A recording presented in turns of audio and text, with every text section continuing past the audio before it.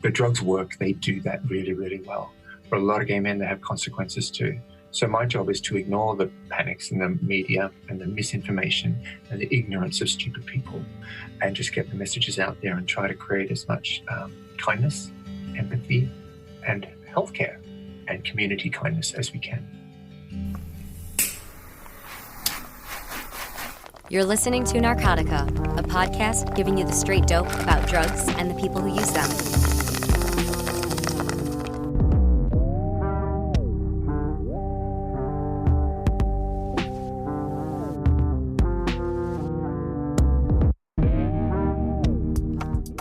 Hi, I'm Christopher Moraff, reporting from Philadelphia, and this is Narcotica. Today on the show, we'll be talking to David Stuart, a longtime British harm reduction advocate who is credited with coining the term Chemsex. If you're familiar with that term at all and not a practitioner, it's probably from the rash of sensational headlines that describe it as nothing short of an epidemic. It won't surprise you that's not the way it was intended. Using drugs or other mood-altering substances to enhance sexual enjoyment or to lower inhibitions is probably as old as the first Babylonian drank the first carafe of fermented grape wine. As a product of the free love and drug-saturated 1960s, there is a fair to good chance my own parents were less than sober when I was conceived. But as you'll soon find out, chemsex is a uniquely homosexual phenomenon that both reflects and is reflected by evolving cultural trends in the gay community. Put simply, there is no such thing as heterosexual chemsex, and David Stuart is perhaps the best person to tell us why.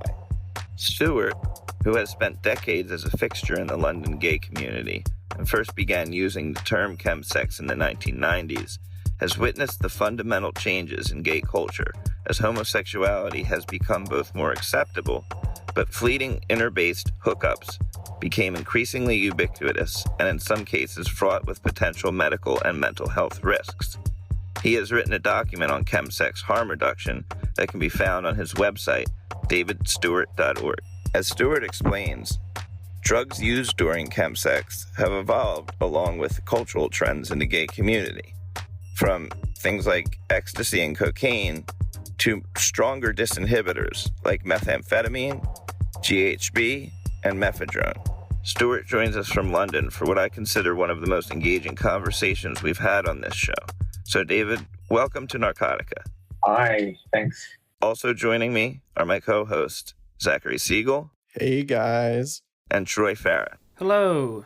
David, can you share with us your personal experience in this culture and break down some popular myths? Hi, sure. Chemsex is actually quite specific. It's kind of really cultural. The same way that a straight man might put on a wig and a dress, that's not drag. And chemsex is not just sex on drugs and alcohol. It's a very specific use of drugs, particular drugs, and specifically part of gay culture. Chemsex does not happen outside of gay culture. So I'd like to ask you about that. Why does it not happen in heterosexual culture? In other words, I mean, as I think I said in an email to you before, people have been sort of partying and having sex, at least since the 60s, and I'm sure since Roman times. When and why did this become a phenomenon in the gay culture specifically? And why is it specifically unique to that culture? Okay. Having sex on drugs or alcohol is not unique to gay men. That's going back, probably right back to caveman times.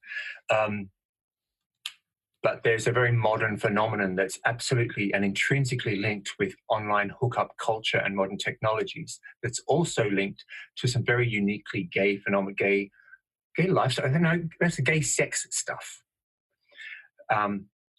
In regard to the actual word chemsex, the actual kind of reason I got so attached to it and sort of felt that it needed to exist was because the reasons when I was having sex on crystal meth and mephedrone back about 20 years ago with loads of people here in London, and some of us were getting into lots and lots of problems with it. And some of the stuff driving it was the fact that we were finding these drugs on Grindr and other hookup apps, whereas we hadn't found them in our normal geographical kind of networks.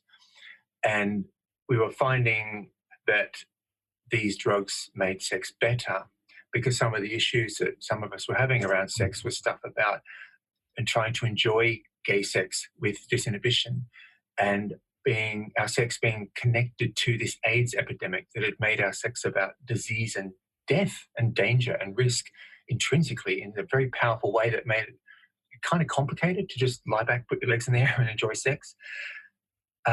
Modern changing things like just committing to having sex with someone that you hadn't met and selling yourself in a very profile way, in a very sort of PR way online.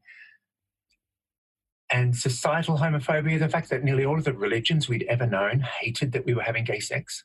Some of them was kind of getting used to the idea that gays existed and we lived in the street. Some of the laws were changing and saying we were allowed to exist, thank you very much, provided we kept stuff behind closed doors.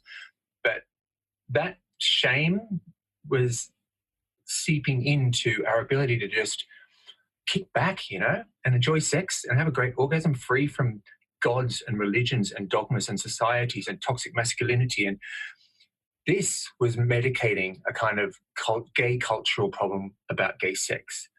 And when me and a lot of my friends looked for help, we found ourselves in sort of addiction clinics attended by a lot of people who were using like heroin or alcoholism, street homelessness, poverty, crime, that kind of culture. And we're like waving a hand saying, help me with the kind of sex stuff that I'm having, the kind of drug use that I'm having. And just as there have been loads of different health epidemics in the past and drug use epidemics in the past, opium in California in the early 1900s amongst Asian Americans was a very different drug use epidemic than crack cocaine was in America in the 80s. And that's very different to the heroin epidemic that we're kind of seeing now in my part of the world, in London and everywhere really. And that's very different from gay meth sex grinder. And it needed to be named. We needed to help support services and public health recognition that if we're going to help any person on the planet that might be wanting help with drug use, we have to understand the culture and the reasons why the drugs feel good and the reasons why we might do them despite problems developing. And if we don't get the culture of it, then we're not going to help anybody. So Chemsex names a cultural use of drugs by a cultural population. There's loads of sexualized drug use by loads of people on the planet that need uniquely cultural support. Chemsex is about gay sex and drugs. Thank you for that clarification. That's really good background. Yeah, and so I, am very new to this topic, and I had recently heard a man named Zach Ford give a presentation on chemsex. He's from AIDS United, and to your point about the sort of the individual psychological need for naming this culture, he spoke very eloquently about how internalized homophobia and shame was preventing, people from, like you said, just experiencing sex in a pleasurable way and also experiencing sex in a way that wasn't deeply connected to AIDS or HIV. And so can you talk about what kind of, or the ways in which understanding chemsex as a culture begins to chip away at some of these, I guess, internal barriers to, men who sleep with other men experiencing pleasure? Yeah, I think that the different drugs kind of serve different purposes. And I think like heroin and crack cocaine are, well, you don't do those drugs to go out and have a laugh. Don't look at drugs the way pharmacists look at it, or just don't look at them chemically. Just really got to understand how they feel when you're in your body. And when people who do heroin aren't doing them so they can go dancing or to have great sex or to go laughing after dinner parties. Obviously they do because it enters lots of different forums, but it serves a particular purpose, and it's kind of about numbing pain or managing unmanageable emotions. And it's kind of an introverted kind of high of feeling safe. And other drugs like ecstasy, MDMA, they're like empathizing drugs. They help you connect and feel confident and engage with communities, and you can sort of empathize with other people, even in the sexual experience, which is really, really nice. The drugs that kind of define chemsex is crystal methamphetamine, mephedrone, which is not that common in the Americas, and GHB or GBL, which is very common now. And these drugs just became really normalized almost overnight by gay hookup apps, to the point where, you know, those of us working in epidemiology and drug use and data just saw a complete shift away from ecstasy and cocaine and MDMA to these drugs in a big, big way. These drugs are different again. They're not so much about sort of an introverted feeling safe high. They're even not so much like ecstasy and MDMA, where you can empathize and feel joy and pleasure and connect with other people and feel connected. These drugs are kind of real disinhibitors. If they had a big label on them, I'd say they're great disinhibitors, probably the best.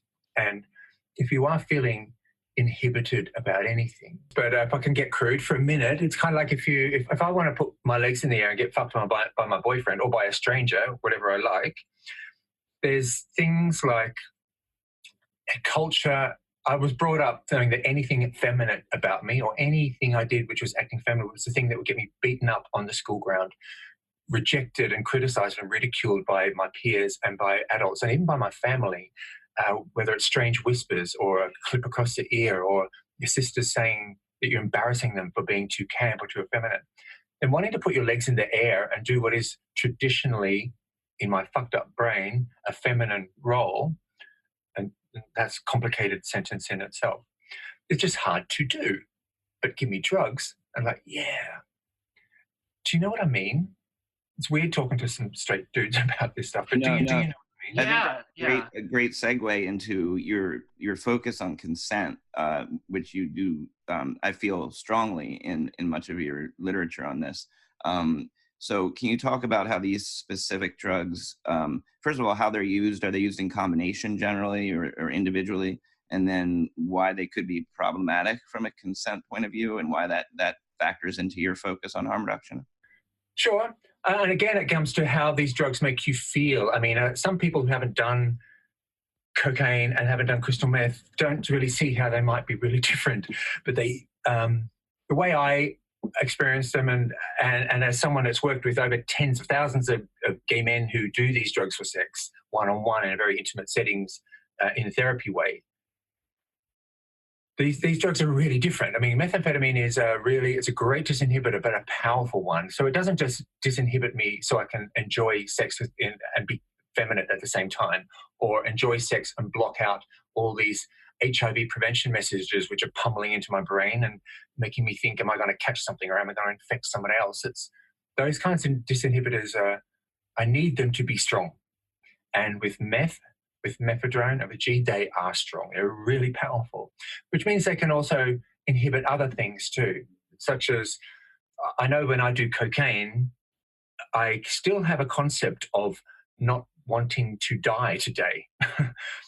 I have to say on crystal meth, that it's not so strong. I want to live and experience something now, almost at the expense of my own safety. And it's just a higher threshold for risk and danger. And the more you do it, the greater, the more boundaries you push over and pass over. So there's loads of different people on the planet, and some of them have a great filter for what's appropriate and safe when they're on meth, and a whole lot of people don't.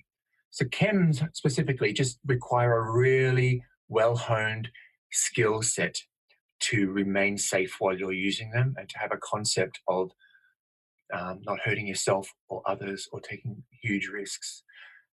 So that's what differentiates chems from other kind of drug use, and also what makes chemsex a uniquely defined thing.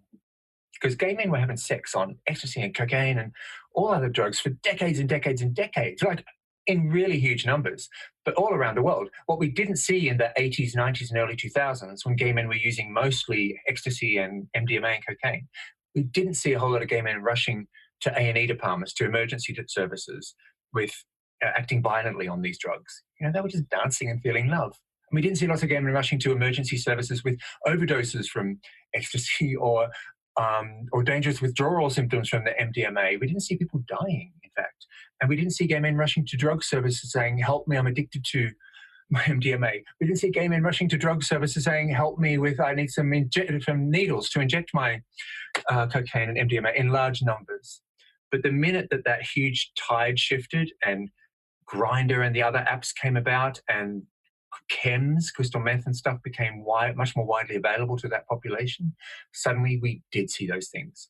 In London, we're seeing 2 gay men die a month from these drugs, just trying to enjoy sex, despite the AIDS epidemic, despite toxic masculinity and being able to be effeminate and loving that and finding our feminine brothers sexy and finding disinhibition and gay sex and kink and freedom, finding that really, really hard. But the drugs do work and they work really, really well. But at the same time, we're seeing gay men just looking for that sex, love and connection, dying in the pursuit of it, 2 a month.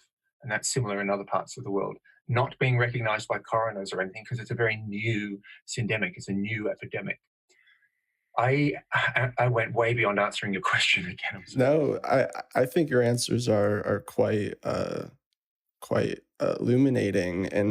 And one question about the sort of the increase in morbidity and mortality that the UK is seeing right now. So in the US, our drug supply is poisoned, and new synthetic substances are taking over what were previously like agricultural drug markets. And in the UK, are the drugs different? Are the drugs poison? What is in your mind causing the increased in issues stemming from the drug use? Sure, we're not, the deaths we're seeing are very different from ones you're seeing. You're seeing a lot of fentanyl poisonings and adulteration of drugs. And I think a lot of you have a heterosexual methamphetamine epidemic, which we don't really have over here to the same scale. So when communities who experience great poverty or poor education or great suffering, poor access to healthcare or great injustices, whether they're racial or class injustices, when they start using kind of any drug, it's more likely to be abused. And so some of the deaths you're seeing are also about long-term abuse of methamphetamine and the degradation of lives and mental health. What we're seeing within the gay community is not that, even though they share many, many things. We're not seeing that number of fentanyl poisonings over here or adulterations, hardly ever, in fact. And the deaths that we're seeing are mostly suicides after crystal meth come downs. Like I keep forgetting I'm talking to America because you have methamphetamine looks different and you've got a stigma and you've got campaigns that are very heterosexual focused and it kind of looks like street homelessness and crime and violence and mental health. When gay men are doing crystal meth, it's not every day dependently like it is in your media. It's 2 or 3 day episodes just during sex, and then it stops and they go back to work and they get on with their life, and then the next weekend it's happening again, or the month later it's happening again, or then next month there's another circuit party they go to and they do it then. So if there is a descent into chaos and harm, it's kind of happening gradually over time. And the deaths that we're seeing are mostly, quite frankly, GHB or GBL. It's a really easy drug to overdose from. It's 1 ml of this liquid might give you the perfect high, but 1.8 ml might kill you. And if you've mixed it with alcohol, it's much more likely to. If you've mixed it with ketamine, it's much more likely to. If you've been awake for 2 days on crystal meth and you're not measuring that 1 ml in the right kind of instrument very well, or it's built up in your body, then the chances of a deadly, fatal overdose are really, really high. So most of the deaths we're seeing are G overdoses, mixed with a speckle of suicides from the drug-induced psychosis from a 2-day crystal meth episode. I'd like to just reflect back again to when this sort of became a phenomenon. Does it arise in the 80s? When does chemsex as a term first used? So I was, my history was, I was a sex worker at age 19 or 20, and I had AIDS, not HIV, AIDS, a couple of times. I won't explain how that's possible, but it had multiple a period of poor health, and at a time when there were no medicines. And so we were dying, and I was given an AIDS diagnosis and sort of waiting to die. So I had a little trauma, and it was absolutely connected to my experience of sex as well. You know, when you infect somebody in the 80s who you love because he's your boyfriend or whatever, and he dies, and you're expecting to die too. But you don't, because then some medicines become invented in 1996, which kind of saved us. And then you get well, and you're not going to die after all, and you're going to have a life, and you have to get a job, and you have to form relationships and find a new relationship with sex. And this, it's very complicated. And there's a whole millions of my gay brothers of my generation sort of dealt with that. My way of dealing with it was chaotic in the end, but I did a whole lot of drugs, and I had a great time mostly, but it led to a descent into a bit of chaos. I ended up being arrested for drug dealing, and it was at that time that my life kind of turned around a bit, and I found myself working in a sort of a drug service. But around that time when I was still using it, I'd been using for decades, mostly ecstasy and cocaine and MDMA, and it wasn't that problematic. I was having a good time, and it was fun, and I'd sort of have a rotten Monday or Tuesday, but great memories of the people I'd met, and the dancing, and the kind of the sex I'd had, and the kissing that went for hours, and the people that I adored. And then gaydar was introduced, and I was only just trying to learn what this computer thing was that I had to get. And there's this gaydar on it, and right before gaydar, I'm talking about 1999. Some air stewards, like cabin crew, were bringing crystal meth back from Cape Town and San Francisco, where crystal meth was more popular. But in London, there was hardly any of us doing it. There was about 10 or 15 or 20, it seemed, that knew those cabin crew guys bringing it over that were kind enough to share it. So we were all shagging each other, and we kind of didn't like each other very much, and we kind of we got bored with each other because we were a really kind of small, bitchy group of horny gay men in saunas and bathhouses. But that was when we called ourselves kind of ironically and kind of cruel and we called ourselves Chemsex Club. And that's when the word kind of came around. And then when gaydar happened and the internet happened, and suddenly our lives went from public toilets and from hidden gay bars with black painted windows and bathhouses, it suddenly went onto our smartphones. And suddenly there was a new platform for drugs too. So the things like the very small availability of crystal meth at the time, suddenly, like really overnight, and around the year 2000, just exploded, and seemed like everyone online was doing it, and it shared the drugs, and it shared the people, and it shared the awareness of it. And before you know it, that Chemsex Club was just that there was no such thing. It was just seemed like everybody was doing it, and that word just became really popular online. Somehow, to my shock. And when I started working in a drug service, and I was very shocked that nearly all the people coming to this drug service were mostly heterosexual, and they were mostly using particular drugs like heroin and crack cocaine and like very problematic alcohol use. And the people working in those drug services were really good at doing their job. They had great outreach teams. They understood homeless street culture. They understood sort of clipping and street sex work in order to raise money, and understood what it was like to break a window of a car to steal some money to pay for that heroin, which was very addictive, that you needed. And I was like, where are all my gays that I went to the bathhouses with? It's a very different culture. So the very first campaign that they invited me to create a campaign to get the gays in, and I made it a Chemsex campaign, and that was when that word Chemsex first sort of crossed over to becoming like a kind of healthcare term. But kind of unconsciously by me. And it was really only like 9 years after that where someone suggested that, where did that word come from? And I had to think when I first heard of it, and people searched for it, and it seems like I had somehow created it. And so I'm glad that the word existed, because since then we've been able to find out, how do you let all these guys who might be wanking at home for 3 days and feeling paranoid and psychotic, or the guys that are having the best sex of their lives on these drugs but never learned how to do it sober, are having great chemsex parties and great connected, sexy, horny times on the weekend, but are struggling with the basics of human connection, forming relationships, conflict resolution, arguing with someone in the morning over who uses the shower first. And these kind of basic skills that we learn in connecting and in one-night stands, they were kind of missing. And so chemsex names something so people don't feel alone and freakish. It helps public health create health services where gay men can get the specific help in how do I write my Grindr profile? How do I get the harm reduction information, particularly about how not to catch HIV or hepatitis C when I'm doing chemsex drugs in chemsex environments? Because guys aren't injecting on the street. They're in gorgeous, sweaty bedrooms. How do you get the messages in there? So chemsex sort of became a phenomenon word that helped us and helped my community name and identify a very cultural phenomenon and create the right kind of community responses for it. Thank you so much about that. I'm kind of curious how PrEP plays a role in this community. That's pre-exposure prophylaxis.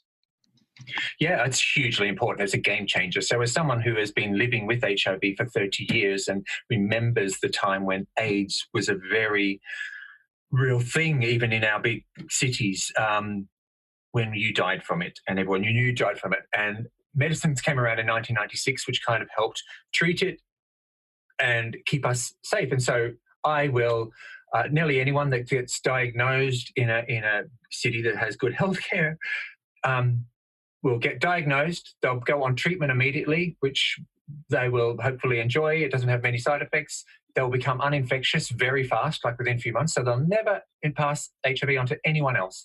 And they will die from it. And they'll live long, healthy lives. Big deal, all over. But there are, of course, lots of people who it's highly stigmatized. So people who feel still scared to come and get tested, even though the care is great. There are people who live with HIV without taking the medicine because they're frightened to go and get tested and find out they've got it and get that diagnosis. And that's how people catch HIV, from other people who are HIV positive but don't know it and aren't on that medicine that makes us uninfectious. So PrEP is a relatively new thing. It's only been around a couple of years. It's not available everywhere. Healthcare access makes it different and complicated in different countries and cities. But essentially, anyone who's HIV negative, who takes PrEP, perhaps every day of their life or just around their sexual weekends, for instance, cannot catch HIV no matter what they do. So if I was HIV and infectious and I came inside any of you guys and you were on PrEP, you can't catch it from me. And if anyone who might be HIV positive and doesn't know it and could infect anyone, they can't infect anyone who's taking this PrEP medicine. So it's a real game changer in addressing our epidemics and enjoying sex without being frightened of HIV and being able to help people stay safe even when we don't use condoms or don't use condoms every time.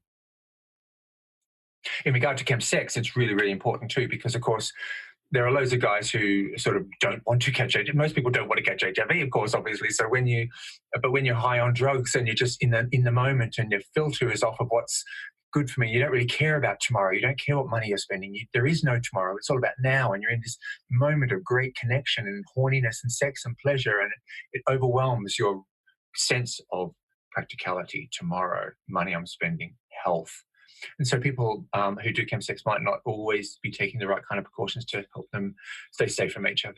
But PrEP is just a simple pill and make sure you won't catch it. So in regard to managing HIV epidemics amongst gay men who are enjoying chemsex, it is like an extremely extraordinary HIV prevention tool. Is it true that you can kind of pass on a high by ejaculating in someone else? Like if you're high on meth and you ejaculate into another person, they can experience that drug high? No, that's a great fetish though, but no. Yeah, that would have to be an insane concentration of meth in that ejaculate. That's one I've never heard before. Yeah, that's like file that in the obscure. Honestly, I heard it from my mom and I didn't have a chance to fact check it, so I'm glad you can debunk that for us. Why are you talking about these things with your mom? What does mom want? Do normal people not talk about these things with their mom? I'll definitely tell my mom to listen to this episode and then never talk to me about this again.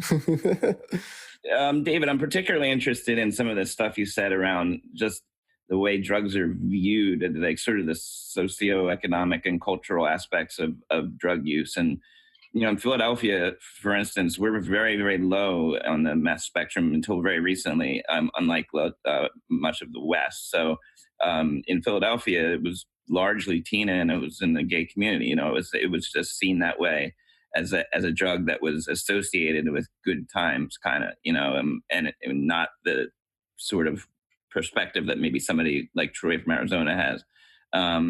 And on the flip side of that, there's also just the term chemsex has sort of like evolved from something that I think the first time I heard it sounded like, that sounds awesome, to like almost like this moral panic now around the deaths, and the media has jumped in. And, like I think I'm reading something on BuzzFeed that says chemsex crime wave was the headline. And, and then so the way we use words and the way words change based on context and culture. Would you speak to that a little bit? I mean, you already did, but I suppose if you could talk to it a little bit. I just want to add one thing here. So if you Google chemsex, the first things that come up are American news outlets, and they're saying, quote, gay chemsex is fueling HIV epidemics in Europe. So that's NBC News, that's Reuters, and then a couple down there, actually, David Stuart, your name comes up. And so in the US, there's for sure a moral panic around chemsex coming from the media. And like, and yeah, I'm thinking like in the UK, like, does this kind of same moral valence show up in like the health services or the media or anything like that? And I would add that in the US, it's often associated with race or socioeconomic class.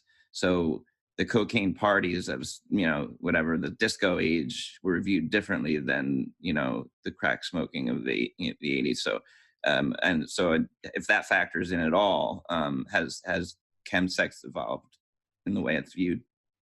Oh, wow. Okay. You guys go deep. I think that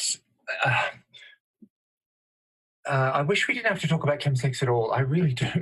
I wish that the sex gay men were having, we could just have it without the media and the straight people judging it. Or gay people judging it, or media outlets judging it, or anyone. I just wish it could have just sailed beautifully into gay men have sex the way other people have sex, and it's all about joy. And a certain number of them experience problems with it because of drugs or because of STIs or whatever. I can't speak to why. I think moral panic is. I don't know anyone panicking except I need to read stories about panics, but I don't see anyone panicking except a journalist here or there that has a big reach.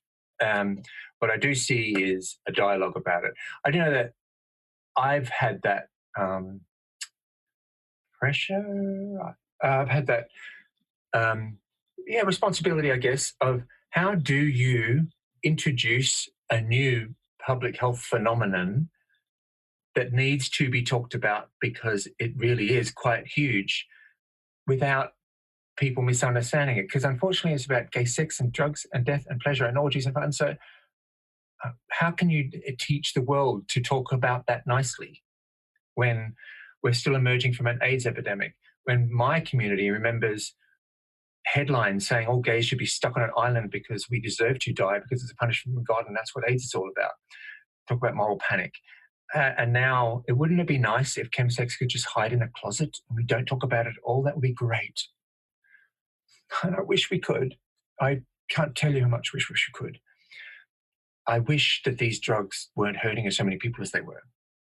I wish, I hope that all the people that are enjoying them without pleasure sort of can just enjoy it without all this stigma and stuff attached to it. But we do have to talk about it, and I don't know how we talk about it without stupid people getting all stupid about it. I don't know how to do that. But I know that I can't stop talking about it to try to avoid that. I can't let that stop me. Because there have been many times when people said, David, stop talking about it. People will misunderstand it. They'll misinterpret it. They'll write that headline or they'll write that headline. And of course, I've been associated with that word for decades now. So there are periods when there is a particular, air quoting here, moral panic from the media. There was an article recently that was based on something a doctor said at an AIDS conference, which I wish he hadn't fucking said, because he has so much clout as a senior AIDS clinician, and it was such a big global conference, and he said it to Reuters, so it just went fucking everywhere. There is no, since we have had PrEP, we're seeing great management of chemsex around the world. We're seeing great management of the HIV epidemic in the big cities around the world. He just got that wrong, and this month we're seeing this, again, air quote, moral panic in news media. I've seen it before. I'll see it pass. I'll see it happen again, and I'll see it pass. My job, and hopefully yours, and hopefully a job which is a message which is reaching the listeners here today, is that there are stupid people that the minute you say gay sex, they'll say sluts, orgies, filthy, diseased, fucked animals. And I can't stop that, not this generation, but I will try. I know that I have to talk about objectively and kindly about my gay brothers who are enjoying sex and connection, love and horniness, and all these things are entitled to. And a lot of them are needing to manage that and medicate that with really, really harmful drugs, and aren't getting the right education to stay safe with them, or the right support services to help them afterwards. So I don't care about moral panics, and I don't care. I do care. There's not a lot I can do. The world will be what it is. I mean, I know I'm talking to a country which has a president who was elected by Fox News, fucking hell, and the world is nuts. World is nuts. Chemsex is happening. It's a gorgeous way of gay men who have come through a difficult few decades trying to enjoy sex and pleasure and connection and disinhibition. The drugs work. They do that really, really well. For a lot of gay men, they have consequences too. So my job is to ignore the panics in the media and the misinformation and the ignorance of stupid people, and just get the messages out there and try to create as much kindness, empathy, and healthcare and community kindness as we can. Wow, thank you. That's really great. Yeah, I mean, I think that's a really important way of saying it, is like the world is going to always react to, drugs and sex and these issues in stupid, idiotic ways. But I think you're right. Like, just us talking about it in a normal, I think, curious and interested way is important. And in America, I don't frankly hear these conversations happening that much. All I see are the headlines. And so I think just talking about it is a big deal. I mean, I'm really pleased that you've invited me on, and I know you've got, I've read your stuff, and you're really on it in regard to harm reduction and destigmatizing messages and the right to pleasure and being safe and the access to good healthcare and harm reduction information. And so if there is bad media in your part of the world, you're doing your bit. So thank you for having me on, and thank you for letting me ramble and speak so passionately and rudely about my sex life and the sex lives of my brothers. I really appreciate that. So I don't despair. I don't despair. Good messages get out there by good people. Thank you. I also appreciate you distinguishing between drugs. I mean, you talked about sort of the way things changed as more methamphetamine and transitioned from ecstasy. And I think that we often take sides on these things, right? So while I may be an anti-prohibitionist, that doesn't mean I think all drugs are good or safe for right for everyone, right? I know that I couldn't drop a hit of acid right now and probably deal with it appropriately, but I think it's important to for us in the pro harm reduction community, I would say, to be aware of those messages, and I think you did a really good job of that. Thanks, Chris. That's kind. Are you on acid right now?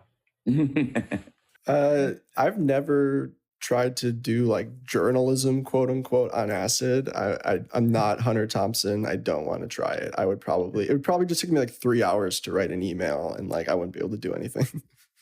Well, we usually do drugs that help us achieve a purpose. And that's an important thing to know in regard to chemsex. Ecstasy doesn't help us achieve the same purpose that meth does. Meth and mephedrone in parts of the world, they're being done for a reason. It's not just for experimental fun. They're serving a very distinct purpose in helping us overcome inhibitions we have around sex. Understandable inhibitions, because gay sex is fucking complicated over the last few decades, really. If God isn't standing at the end of your bed when you're trying to shag your fucking mate, then your fucking homophobic dad is, or society is, or there's some great death wish waiting for you at the end. It's no wonder we need to find the right kind of drug to medicate it. Acid just wouldn't do that job for us, I'm afraid. I have tried it. Yeah, I think it makes a lot of sense to like that there is intention around the drug use, and I wish that was talked about more, because all we get in a media representation is just like totally reckless, indiscriminate use of sex and drugs. And your experience and what you're seeing and saying is like the opposite, that it's actually it's to achieve an end, and it's specific and intentional, which is say all drugs is about that. I mean, I keep hearing about drug problems, and so one of the things I'm sort of again a quote sort of famous for is, as an activist, was naming this gay cultural syndemic or epidemic of chemsex, and lifting the care and the support out of traditional addiction drug problem services into places where we talk about gay sex really easily. I work in a place where we have thousands and thousands of people coming, gay men coming to talk about gay sex, thousands, and they're coming willingly, and they're not coming, not a single one of the guys I've worked with in various places in my career who are coming to talk about chemsex, I'd say almost not a single one is coming to identify a drug problem. Nearly every single one of them is coming with problems to do with gay sex and grinder and hooking up and rejections and weird highs, but none of them are identifying a drug problem. They're identifying a kind of gay sex problem, and the drugs are helping them to address the problem with some consequences sometimes. And so I think why chemsex as a phenomenon has been helpful to me and my community and successful to a degree is because it's never been perceived as a drug problem. It's a gay cultural issue where we talk and address the gay sex, which is the cause of it all, and making it better, making it enjoyable, and dealing with the consequences and the drugs as a separate tool that's managing that problem. So for like a young gay man, is that coming up? Is there sort of a kind of peer pressure around being promiscuous or pushing boundaries, or did the grinder culture sort of like permeate youth and make them feel like they had to do more than they were comfortable with? And there is a huge generational difference here. I mean, no generation is necessarily differently exposed to chemsex, but they are differently. Let me put it differently. Sorry, I'm 52, so when I was 22, AIDS was there. AIDS was there, and we were living with it. But what my typical thing, as the sluttiest I could be, was to have a one-night stand. That's, if I was having one-night stand every night of the week, that was pretty slutty. And I'm pretty cool about being slutty. I didn't mind at all. But it was kind of different because I would talk to someone for at least 15, 20 minutes over a beer while I was negotiating if there was someone I'd be having sex with, and vice versa. And there's facial expression stuff and nuances and flirts and bonding and stuff that helps you with, am I safe if I make myself vulnerable with this person in 20 minutes time? And I would wake up the next morning with a hangover, and I wouldn't be able to remember their name, and they wouldn't be able to remember mine. And we have to have that conversation where we pretend that we do, or hope the other person acknowledges it first. And then we would argue over Margaret Thatcher while we're trying to have breakfast, and I really just want him gone and he really wants me gone, but we're doing the right thing and talking to each other because that's what our mums taught us. And in those morning moments, there's really important tools happening, like conflict resolution, communication, kindness, resolving issues and problems kind of together as a couple. That's as slutty as I could be. But what new generations of gay men and what hookup culture and online hookup culture is doing is it's shifting that sex to guys are committing to having sex with someone after looking at a picture of their abs and a few "hi, how you doing" chats. It's a commitment to having sex with someone they haven't met or bonded with or had that facial recognition or any communication with at all, showing up at that house and with all of the expectations of having to deliver to someone when there has been no bonding or connection formed yet. and that pressure and whatever is required to get through that sexual situation, if it goes well, navigating HIV prevention or HIV discussions or stigma, navigating things like putting your legs in the air or being top or bottom or um, rejection. And then after the orgasm, they're gone and often blocked using the block feature.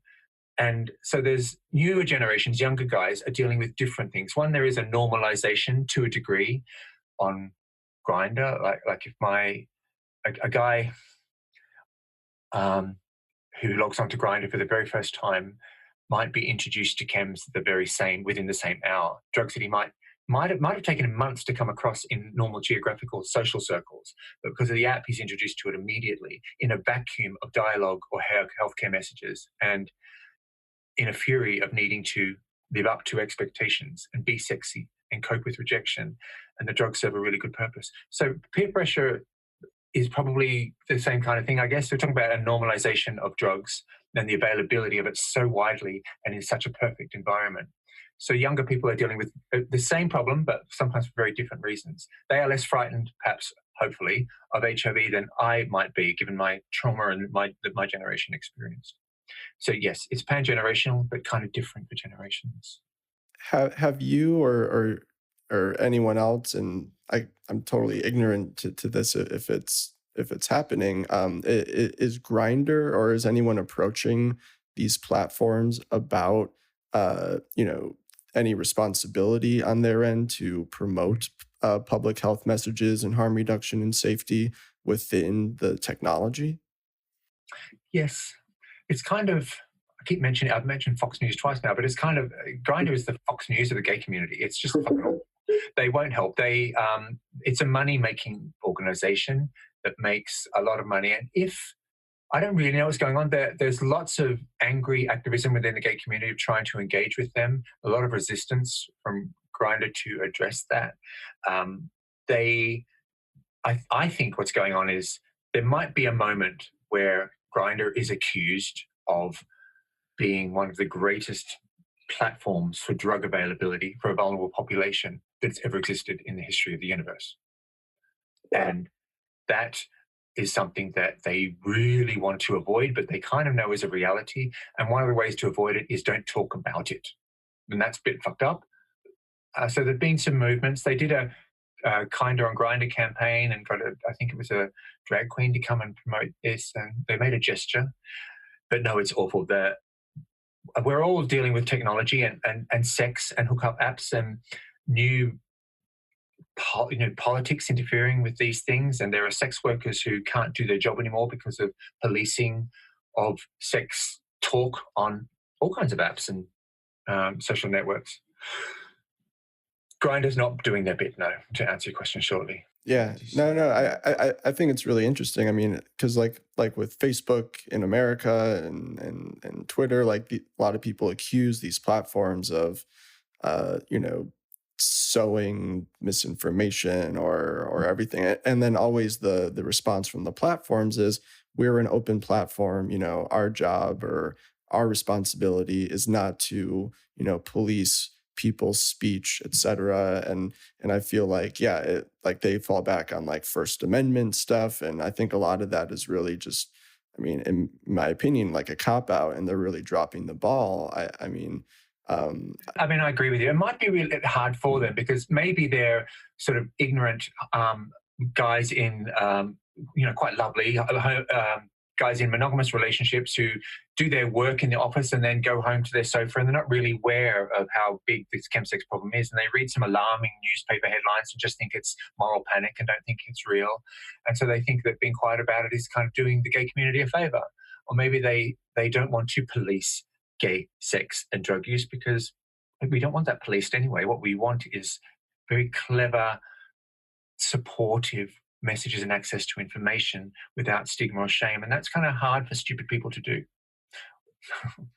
Yeah. I don't know what policing would even look like, but my if I were in charge of any of these things, I would at least have tools available and resources available and information at the ready for people who are looking for it. Sort of like the way Dance Safe sets up a tent at a festival. And even that, that they get shut down doing that kind of thing, and promoters, bury their heads in the sand. And it's almost like there's like Grindr would be in violation of like a digital crack house statute for even acknowledging that not only is sex being, maybe I don't know if transacted is the right way to say it, but not only is sex happening on the app, but also drug sharing or dealing or something. Well, and you brought up, so I'm 48, I'm close to your age, David, and Troy and Zach are a bit younger than me, but, you brought up the cultural differences, and there is something around sort of like fear and shame that makes people self-police in a way. And, in my generation, even as a heterosexual male, like I thought I was going to die from sex, I mean, the AIDS scare was so big when I guess when I was graduating high school that, the idea of having unprotected sex was like just kind of unheard of, and so it's almost like, I mean, I don't want to say that there's anything good that could come of shame or a fear of something of there being some kind of pain or penalty or sickness from your behaviors, but it's like I think they've done studies that when the seatbelt was introduced, people started driving faster. I mean, there is sort of this reverse kind of like thing that goes on, but it's like, where do you draw the line? I agree that we have the First Amendment, so we can't really tell a company that they can't do what they're just a platform for people to meet, but I would think the responsible thing would certainly be to provide resources, especially if you're making so much money off ads, I would like to think so. I mean, you guys and perhaps a lot of your listeners go to a lot of the harm reduction conferences. And so we all know how hard it is to get that message right and how frequently people get those messages wrong. Walking the line of not judging someone's behavior and not policing it, providing messages of caution without fear tactics. It's kind of a nuanced, clever, sensitive thing to be done that takes some experience and training and trial by error. So I don't, despite what I said earlier, I don't want to be too judgmental, these big platforms who are getting that wrong. I do invite them to contact the right people and try to have those conversations to get it right, because people are dying in very large numbers and we do have to make those efforts. So as much as I did just sort of slander Grindr, I thank you for what you just said, and I kind of want to scale that back now and make myself at least, and lots of people in my community, approachable people for these big platforms, because I want to help. We have to do everything, and I can't just be angry at people and organizations. I've got to do better than that if I want to care for my community better. Yeah, and in terms of getting like I can't help but think about the sort of vacuum of information in the U.S. and really the only organization I know of that is addressing chemsex is AIDS United, and I only know that because I just met Zach Ford, and I'm sure there's such a huge gap of resources and knowledge and tools in the U.S. because we don't have a David Stuart, at least that I know of here, and so I feel like we'll probably need to definitely list whatever U.S. resources on this issue. Sure, there are. I hear. I mean, I've been there a few times. I know that there is quite a lot going on. A lot of brilliant people doing a lot of things. I think the challenges in America that are different from Europe is that you've got a generic, almost heterosexual meth epidemic, and a lot of people, when they've been trying to address chemsex in America, all of the care keeps accidentally and innocently leaning towards meth addiction use in a generic way. And I think if there's a lesson from Europe, that it is, please, it is a gay cultural thing. Call it that, name it that. Don't be ashamed to do it that, and set your support services up, because gay use of meth and chemsex requires something very different than your heterosexual meth addicts need in regard to care. And that's where I think that a lot of people keep falling through the gaps. People think, wow, chemsex, and they look into it and they realize that meth is involved. And so they start sort of making the meth addiction centers a little more gay friendly. But it needs a lot more than that. And that's not cultural competence. That's a good attempt, but not good enough. There's some amazing services doing amazing work in the States. Thank you, David. This has been very educational. And I'm really pleased to be on, and I've never spoken to anyone that got Chemsex exactly the way I would like they got it, because I'm that kind of thing. 3 straight men from the U.S. I mean, I know even just like trying to write about, harm reduction in the U.S., like there are so many critics out there, and, I have their little voices in my head when I'm writing to make sure I get it right, and I care about representing them accurately. And I think that's what we try to do on this show. And I think, you definitely are an inspiration. And thank you so much for coming on and being open with 3 straight dudes. Thank you, all 3 straight dudes. You've got such kind voices and kind attitudes. It was a real pleasure. Thank you. Thanks, David.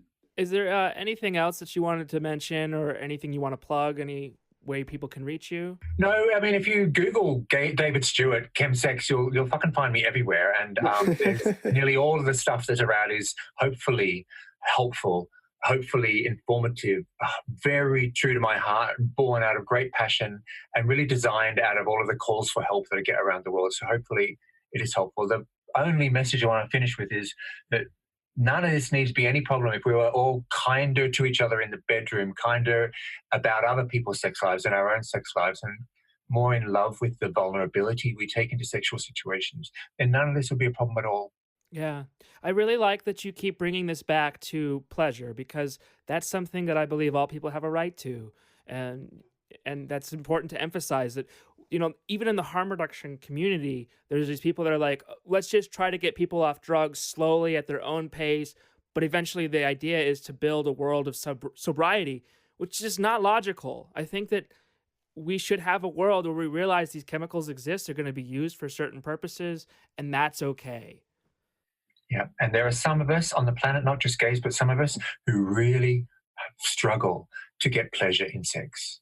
I mean, imagine being a woman in the deep heart of Islam practice and trying to enjoy sex, where you can get stoned to death for experiencing pleasure. I mean, pleasure around sex is problematic for a lot of us. So yeah, as you say, sympathy and empathy for anyone that might need to medicate that. It's not realistic to think or to expect anyone to just lie back and take that for the rest of our lives. Well, thanks so much for being on the show, David. It was really a pleasure. Bye, everybody. Thanks for listening to Narcotica. You can follow us on Twitter at Narcocast or on narcocast.com. We're on all the socials as well, YouTube, SoundCloud, whatever. If you like the program, you can support us on Patreon. Narcotica is an independent production by Christopher Moraff, Zachary Siegel, and myself, Troy Farah. Our co-producer is Aaron Ferguson, and our theme music is by Glassboy. Additional music by Mon Plaisir. Narcotica is an ad-free program, and we want to keep it that way. So thank you so much to our Patreons who help keep this program free from corporate influence. We couldn't do it without you. If you want to help us out, join dozens of pro-drug advocates on our Patreon, or help us get the word out. Give us a rating wherever you get your podcasts. We're on Spotify, Stitcher, iTunes, whatever. Tell your friends about us and spread the word at your local needle exchange. If you want to send us a suggestion, tell us about how Chemsex impacted your life, or just want to say hi, you can email us at tips@narcocast.com. That's all for now. Take care.